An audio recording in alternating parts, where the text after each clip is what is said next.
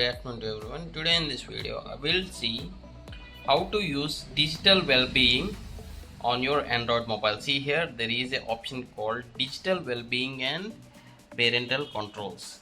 This app is pre-installed on every Android mobile, no need to install separately. See here right on my mobile home screen I kept the screen on time. So today it's like 4 hours and 13 minutes I'm been using this mobile, so which is a longer period of time. So I can control this time, means I can use a little bit lesser time to increase my productivity, to focus mode, to get me into the focus mode. And one more option I'll show you. When I try to open Instagram app, it is saying like app paused, your Instagram timer ran out. So assume you're a parent and want to restrict your children using Instagram for more than 1 hour. You can keep this timer. Not only that app, any app, YouTube. See here, your YouTube timer ran out. Likewise, any installed app on your mobile, you can set the timers and you can get to know the screen time, and you can get to know which app you're frequently using and everything. Okay, for to do that, click on your Android phone settings. Then under the setting, just scroll down, you will see digital well-being and control. Tap on this and you will see a dashboard with some graphical representation here, just like this. Tap on this and here the total screen on time is 4 hours, and this is the app wise. This is a background app which I didn't use. Instagram I used like 48 minutes, sorry, YouTube 48 minutes, Instagram 31, YT Studio, Google, X icon changer, this is the background apps. Okay, Chrome less than 1 minute. So by having this information, maybe if I want to restrict YouTube, you can tap on this and click on this app timers, and this is 1 hour, 2 hours, 3 hours, maximum in a day 3 hours 15 minutes. Okay, if I keep like this, now when I open YouTube, I can open this and use this.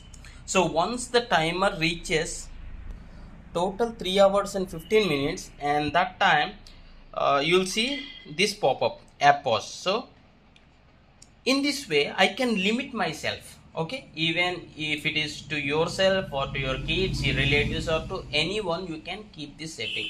In this way you can focus on your work, studies, whatever it may be.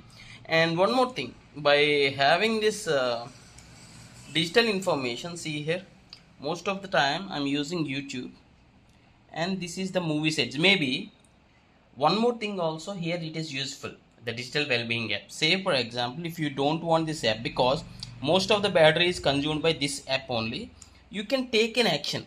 You can go to that app. Where is this? Movies. Yeah, this app, right? You can just opt to uninstall this.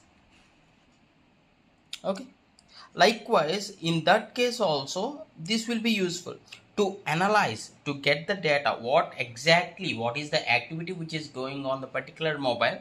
You can get to know. There are like 26 unlocks today, means 12 a.m. after 12 a.m. of today, this phone has been unlocked 26 times, and I got 11 notifications. The notifications also will be shown according to the app wise. 6 notifications from the Google, 1 from the Play Store, 0 from Instagram, 0 from YouTube, and you can also check all the 79 apps. Likewise, this is one app. There is a bedtime mode also. You can enable this so that if the bedtime is enabled, set up bedtime. So only these people notifications will be allowed, means if you turn on the bedtime. Okay, and this is also one more important option. I'll be just turning this off now. And screen time reminders. Okay, and how you can keep this on the screen? You can keep this widget on the screen, like press and hold for a few seconds and click on the widgets and just find digital well-being and drag and drop. If you want to monitor your total screen time, you can just check it like this. I hope you like this video. If you feel this is informative, please do hit a like, and thanks for watching. Have a nice day.